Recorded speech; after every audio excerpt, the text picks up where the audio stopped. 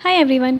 आज हम शुरू करेंगे सिंथेटिक पॉलीमर्स का आखिरी topic, that is the condensation in step growth polymerisation. ये काफ़ी इंपॉर्टेंट है गाइस। इसमें डायरेक्ट क्वेश्चन आ सकता है कि आप कंडेंसेशन पॉलीमराइजेशन के बारे में बताइए। तो जैसे कि नाम से इंडिकेट हो रहा है कि स्टेप ग्रोथ पॉलीमराइजेशन, मतलब यहाँ पे हम जितने भी मॉलिक्यूल्स लेंगे, मोनोमर मॉलिक्यूल्स लेंगे, उनको हम स्टेप बाय स्टेप कंबाइन करते हैं। कंडेंसेशन का मतलब कि कंडेंसेशन क्या होता है, वाटर का रिमूवल होना। अगर हम कहीं पे एस्टर यूज़ करेंगे तो वहाँ पे हम अल्कोहल का रिमूव करेंगे, ठीक है। इसलिए इसका नाम रखा गया condensation and step growth polymerisation. So guys, इसके अंदर हम एक सबसे अच्छा एग्जांपल पढ़ते हैं नाइलॉन 66 का। नाइलॉन 66 कैसे बनाते हैं वो देखते हैं। ये कंडेंसेशन के अंदर आपका क्वेश्चन आता है कि डायरेक्ट कंडेंसेशन क्या होती है, तो आप वो लिखिए क्या होता है, एंड देन यहाँ पे आप उसका एग्जांपल दे सकते हो। वो किसका? नाइलॉन 66 का। ठीक है, पहले देखते हैं कि बहुत ईजी है। देखो जैसे जैसे मेरे पास ये मॉलिक्यूल है, यहाँ पे क्या लिखा है, COH CH2 की 4 एंड COH, यही है। तो यहाँ पे ये हमारा होता है that is the diacid. क्या होता है? Diacid. तो यहाँ पे हम क्या करते हैं, डाई एसिड की रिएक्शन कराते हैं डाई अमीन के साथ। ये हमारा डाई एसिड, इट इज़ हमारा डाई अमीन। डाई एसिड का नाम क्या है यहाँ पे? Adipic acid. कौन सा एसिड है? एडिपिक एसिड है। एंड इसकी रिएक्शन कराएंगे डाई अमीन के साथ। तो यहाँ पे ऑब्वियस बात है, ये मेरा पूरा पूरा एसिड है, ये मेरा क्या है? अमीन है। तो यहाँ पे क्या होगा? वाटर का रिमूवल होगा। तो यहाँ पे वाटर रिमूव हो जाएगा। वाटर रिमूव करने मतलब क्या हो गया? कंडेंसेशन हो गई। तो पहला मॉलिक्यूल बन गया। अब देन सेकंड यहाँ पे दोबारा से ऐड करते हैं डाई एसिड, फिर कंडेंसेशन होगी। देन दोबारा से ऐड करते हैं डाई अमीन, फिर कंडेंसेशन होगी।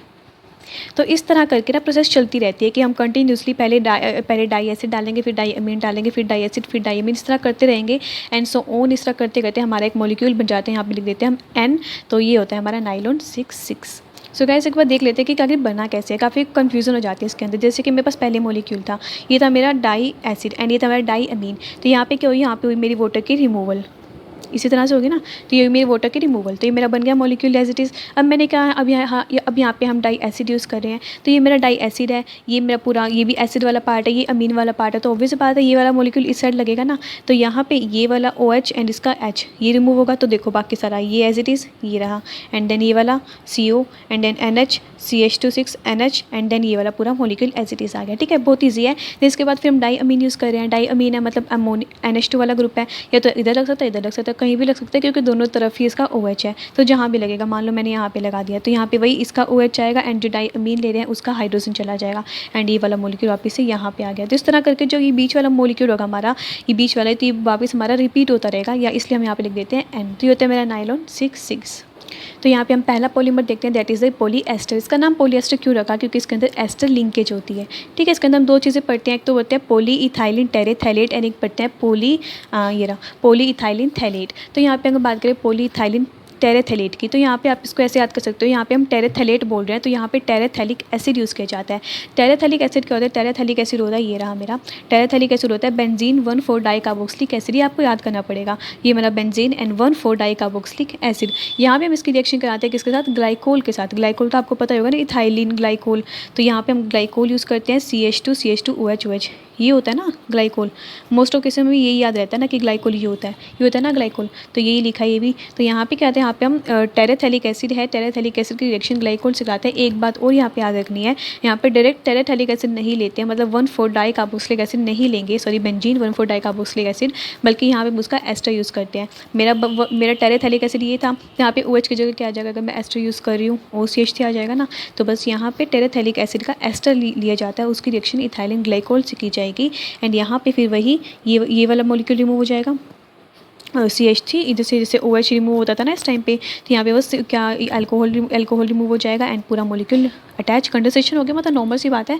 तो यहाँ बन गया मेरा पॉली इथाइलिन टेरेथैलेट। बहुत ज़्यादा ईजी है, बहुत ज़्यादा बिल्कुल नॉर्मल। आपको बस क्या याद रखना है कि हमारा रिएक्टेंट क्या होना चाहिए। जैसे कि ये पॉली इथाइलिन थैलेट, वहाँ पे था टेरेथैलेट, तो वहाँ पे टेरेथैलिक एसिड यूज़ किया था, ऐसे याद हो गया था। यहाँ पे है थैलेट, तो यहाँ पे तो कोई टेरेथैलिक एसिड नहीं है, बल्कि यहाँ पे क्या है? Phthalic anhydride. ये आपको याद रखना पड़ेगा। ठीक है, जैसे हमने क्या कहा पॉलीथाइलिन थैलेट, तो मतलब यहाँ पे हम थैलेट एनहाइड्राइड यूज़ करें और ये होता है इस तरह का दिखता है, थैलिक एनहाइड्राइड। ये आपको याद रखना पड़ेगा। अब गाइस थोड़ी बहुत चीज़ें तो याद रखनी पड़ेगी ना, बस एक ये रिएक्टेंट याद रख लो, बाकी तो उसके अंदर से सिर्फ कंडेंसेशन करनी है एंड प्रोसेस आपके पास प्रोडक्ट आ जाएगा नॉर्मल। तो यही मेरा थैलिक एनहाइड्राइड। यहाँ पे मैंने वही थाइलिन ग्लाइकोल सेम जैसे ऊपर वाले में लिया था, यहाँ पे वही वाटर रिमूवल होता है, यहाँ से जाता है और यहाँ का OH यहाँ पे H आता है। तो इस तरह से कुछ रिमूवल होती है इसकी। जैसे कि जब यहाँ पे अटैक होता है तो ये वाला मॉलिक्यूल ब्रेक हो जाता है और ये ऑक्सीजन इस कार्बन के साथ आ जाता है एंड फिर यहाँ पे ये ऑक्सीजन रिमूव एंड ये वाला पूरा कंपाउंड इसके साथ अटैच। ठीक है ना, आगे होगा समझ में। सो गाइस इसके बाद होता है पॉलीअमाइड, जैसे कि हमने अभी पढ़ी थी या नाइलॉन 6 का, जहाँ पे अमाइड लिंकेज थी, देखी थी हमने अमाइड लिंकेज थी ना हर जगह, जहाँ पे हमने डाई एसिड और डाई अमीन यूज़ किया था। अभी पीछे वाली अभी पढ़ के आए जस्ट, ये वाला, ये हमारे पॉलीअमाइड्स का एग्जाम्पल है, ये नाइलॉन 6 वाला, ठीक है। फिर इसके बाद आता है सबसे ज़्यादा easy, that is the phenol formaldehyde resin, और ये पेपर में काफ़ी बार आता भी है और डायरेक्ट आता है बिल्कुल ही कि फिनोल फॉर्मेल्डिहाइड रेजिन क्या होता है, या फिर बेकेलाइट पूछ लेंगे। तो यहाँ पे आपको ये याद रखने की ज़रूरत नहीं होनी चाहिए कि बेकेलाइट किस तरह का दिखता है, बस आपको ये पता होना चाहिए कि हम रिएक्टेंट क्या यूज़ कर रहे हैं, क्योंकि हम पढ़ ही क्या रहे हैं, कंडेंसेशन पॉलीमराइजेशन पढ़ रहे हैं ना, तो सब में क्या करना है, सिर्फ कंडेंसेशन ही करनी होती है और कुछ नहीं है, सिर्फ रिएक्टेंट याद रखो। जैसे कि फिनोल फॉर्मेल्डिहाइड रेजिन है, मैंने क्यों कहा इजी, क्योंकि बहुत सिंपल है, यहाँ पे फिनोल और फॉर्मेल्डिहाइड यूज़ करना है, सिंपल। यहाँ पे मैंने फिनोल लिया, फिनोल की रिएक्शन फॉर्मेल्डिहाइड से की। यहाँ पे एक छोटा सा डिफरेंस ये आता है पीछे वाले से, यहाँ पे पूरा मॉलिक्यूल यहाँ पे अटैच कर जाता है, ये पूरा मॉलिक्यूल यहाँ पे अटैच हो जाता है, दो पोजीशन बनती है, तो ऑर्थो या फिर मेटा, ऑर्थो या फिर पैरा। तो यहाँ पे उसके बाद क्या होता है, यहाँ पे मेरे पास n number of molecules ortho बनेंगे एंड n number of molecules para बनते हैं, और ये आपस में रिएक्ट कर जाते हैं, और इस तरह से रिएक्ट करते हैं कि ये आपस में ब्रांच फॉर्मेशन कर लेते हैं, मतलब ब्रांचिंग हो जाती है इनके बीच में, क्रॉस लिंक्ड की फॉर्मेशन हो जाती है, ठीक है। इसलिए इसे बोलते हैं बेकेलाइट, और बेकेलाइट हमारा क्या होता है, क्रॉस लिंक्ड बेकेलाइट होता है, ये आपको याद रखना है, ठीक है। मतलब पीछे वैसे थोड़ा डिफरेंट है, पीछे वाले उनमें क्या किया है कि सिर्फ वाटर रिमूव करे, या फिर जहाँ पे एस्टर था वहाँ पे हमने अल्कोहल रिमूव कर दिया, लेकिन यहाँ पे क्या होता है बेकेलाइट के केस में, यहाँ पे पूरा मॉलिक्यूल अटैच होगा, दो मॉलिक्यूल्स बनेंगे ऑर्थो और पैरा, एंड वो आपस में रिएक्ट कर जाएंगे, और इस तरह से रिएक्ट करके फॉर्मेशन की स्ट्रक्चर की फॉर्मेशन करते हैं जो आपस में क्रॉस लिंक्ड होती है। जैसे कि आप ये मॉलिक्यूल देखो, ये मेरे पास CH2OH है, और यहाँ पे क्या होगा, यहाँ पे वो बात है हाइड्रोजन होगा ना, तो यहाँ पे हाइड्रोजन गया तो इन दोनों के बीच में ऐसे बॉन्ड बन गया, समझ में आ रही है, तो इधर से बॉन्ड बन गया। उसी तरह से मेरे पास और कोई ऐसा मॉलिक्यूल होगा, इसे नीचे वाला लगा लो, इसका CH2 वैसे उसका बॉन्ड बन गया, तो इस आपस में इनके बीच में यहाँ पे भी CH2 आ जाएगा, क्योंकि ऐसे ये लगा हुआ मेरा पैरा वाला। अब जहाँ पे देखो, जहाँ पे पैरा वाला भी लगा हुआ है, मान लीजिए मेरे पास ये है, ये पैरा वाला है। अच्छा ये वाले पहले मॉलिक्यूल का देख लेते हैं, ये पैरा वाला लगा हुआ है, पैरा वाले का वही CH2, इसका OH किसके साथ जाएगा, इस जो सेकंड मॉलिक्यूल का उसके ऑर्थो वाले के साथ। कन्फ्यूजन नहीं होना गाइस, बस एक बार ना इसको अपनी कॉपी में बना के देख लेना किस तरह से बना, आपको समझ में आ जाएगा। मैं अभी आपको बता रही हूँ, शायद आपको समझ में ना आए कि मैं कहाँ से क्या रिमूव कर रही हूँ, नहीं समझ में आएगा ना, लेकिन अपनी कॉपी में एक बार से बनाना, फिर आपको उसी वक्त याद जाएगा पक्का, बिल्कुल ठीक है, बना के देखना। सो गाइस इसके बाद आता है यूरिया फॉर्मेल्डिहाइड रेजिन, अभी हमने पढ़ा है नाइलॉन वाला है ना, तो बिल्कुल वैसा ही है यहाँ पे भी, यहाँ पे हम यूरिया यूज़ करेंगे एंड फॉर्मेल्डिहाइड यूज़ करेंगे। उसके बाद जो बनेगा आफ्टर कंडेंसेशन जो बनेगा, उसमें दोबारा से फॉर्मेल्डिहाइड डालेंगे, फिर दोबारा से फॉर्मेल्डिहाइड डालेंगे, जैसे नाइलॉन 6 में किया था ना, पहले डाई एसिड यूज़ किया था, फिर डाई अमीन यूज़ किया था, कंडेंसेशन की डाई अमीन डाला, फिर डाई एसिड डाला, उसी तरह यहाँ पे भी इसी तरह से प्रोसेस चलती है। जैसे कि मेरे पास ये है, जैसे हमने कहा था फॉर्मेल्डिहाइड यूज़ करेंगे, फॉर्मेल्डिहाइड है मेरे पास एंड ये हमारा यूरिया है, यहाँ पे क्या होगा, वही वाटर लॉस होगा, ठीक है। यहाँ पे मेरा वाटर लॉस हुआ, वाटर लॉस के बाद ये मेरा मॉलिक्यूल बन गया, दैट इज़ द मिथाइलोल यूरिया। दोबारा से फिर क्या डाला, एंड फॉर्मेल्डिहाइड डालेंगे, फॉर्मेल्डिहाइड फिर इस साइड डालेगा ना, ये वाला O और ये वाला H फिर चला जाएगा, मॉलिक्यूल बन गया, फिर दोबारा से फॉर्मेल्डिहाइड डालेंगे, देन फिर यूरिया डालेंगे, देन फिर फॉर्मेल्डिहाइड, इस तरह से करके पूरी प्रोसेस वापस कंटिन्यूस चलती रहती है, एंड एक कंप्लीट हमारे पास क्रॉस लिंक्ड फॉर्मेशन स्ट्रक्चर मुझे मिल जाती है, दैट इज़ हमारा पॉलीमर कौन सा, यूरिया फॉर्मेल्डिहाइड रेजिन।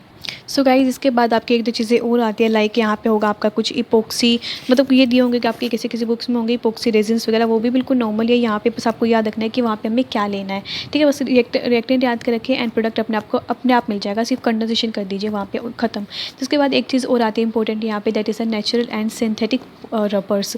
तो यहाँ पे तो आपको सबको पता ही है कि नेचुरल रबर क्या होती है एंड सिंथेटिक रबर क्या होती है, बस इसके अंदर एक इंपॉर्टेंट चीज़ आती है। हाँ एक चीज़ आपको ये याद रखना पड़ेगा कि होता है हमारे पास cis1,4 पॉली आइसोप्रीन, हमारा नेचुरल रबर है। ये किस तरह का दिखता है, ये आपको अपने कॉपी में स्ट्रक्चर बनानी पड़ेगी, इसे याद रखना पड़ेगा कि किस तरह का दिखता है, जैसे CH3 C CH2, यहाँ पे इस तरह से प्रोसेस मतलब चलती रहेंगे ना, डबल बॉन्ड CCH CH2 आपस में लिंकेज एंड इस तरह की, ये होती है मेरे पास cis1,4 पॉली आइसोप्रीन, ये मेरा नेचुरल रबर है। क्या है नेचुरल रबर? अच्छा तो यहाँ पे हमें नॉर्मल पता होता है कि जो नेचुरल रबर होता है उसकी काफ़ी अच्छी प्रॉपर्टी होती है, एक यूनिक प्रॉपर्टी होती है इलास्टिसिटी की, जिसकी इस इलास्टिसिटी की वजह से हम यहाँ पे काफ़ी सारे आर्टिकल्स की मैन्युफैक्चरिंग करते हैं। लेकिन यहाँ पे कहीं ना कहीं इसका एक ड्रॉबैक ये रहता है कि जो हम प्रोडक्ट बनाते हैं ना नेचुरल रबर से, वो हॉट के टाइम पे हॉट वेदर के टाइम पे काफ़ी स्टिकी हो जाता है, एंड वेदर के टाइम कोल्ड वेदर के टाइम पे थोड़ा स्टिफनेस में थोड़ा काफ़ी हार्ड हो जाता है ना, काफ़ी हार्ड स्ट्रक्चर हो जाती है। तो ये काफ़ी बड़ा ड्रॉबैक है इसका। तो इस ड्रॉबैक को रिमूव करने के लिए, हटाने के लिए यहाँ पे हम एक प्रोसेस करते हैं, that is a vulcanisation process. Vulcanisation process के अंदर क्या होता है, यहाँ पे हम सल्फर की एडिशन कराते हैं मॉलिक्यूल्स के, मतलब यहाँ पे मॉलिक्यूल जो हमारा मान लो ये मेरे पास सिस पॉलीआइसोप्रीन है, तो यहाँ पे हम क्या करेंगे, सल्फर की एडिशन कराते हैं। तो सल्फर को ऐड करते हैं, मतलब परसेंट मास यूज़ किया जाता है, कितना मास यूज़ करते हैं वो डिपेंड करता है। तो उस प्रोसेस को बोलते हैं वल्कनाइजेशन प्रोसेस, एंड इस एंड इस प्रोसेस के बाद हमारा जो रबर होता है वो हीट रेजिस्टेंट हो जाता है एंड थोड़ा अच्छा मतलब इलास्टिसिटी उसकी काफ़ी इंप्रूव हो जाती है। तो ये प्रोसेस हम अपनाते हैं यहाँ पे किस में, नेचुरल रबर के केस में, that is a vulcanisation process. इस पर आपका डायरेक्ट क्वेश्चन आता है कि वल्कनाइजेशन क्या होती है, फिर करके बताइए, या फिर किस तरह का, मतलब क्या क्या चीज़ें होती हैं। तो ये मेरे पास ये पॉलीसिस पॉलीआइसोप्रीन वाला कंपाउंड है, बिल्कुल सेम एज इट इज़ है। उनके बीच में 2 मॉलिक्यूल्स लिए हुए हैं, उनके बीच में मेरे यहाँ पे सल्फर की एडिशन करा दी गई है, दैट इज़ अ वल्कनाइजेशन हो चुकी है। एक चीज़ और, हम जो भी कंपाउंड यूज़ करें जिसके पास सल्फर है, ऐसे तो नहीं कि सल्फर लिया और डाल दिया, ऐसा तो नहीं होता है ना। तो मतलब कोई ना कोई कंपाउंड ऐसा होगा जिसके अंदर सल्फर होगा। तो ऐसा कोई कंपाउंड जिसके पास सल्फर होता है, तो सल्फर कंटेनिंग सब्सटेंस उसे हम बोलते हैं वल्कनाइजेशन एक्सेलरेटर्स, ठीक है। और यहाँ पे हम इस तरह के 2-3 कंपाउंड्स यूज़ करते हैं जिसके पास सल्फर होता है, इसको हम इसमें ऐड कराते हैं। तो ये होता है मेरे पास नेचुरल रबर। सो गाइज़, यहाँ पे हमारा ये चैप्टर खत्म होता है सिंथेटिक पॉलीमर्स।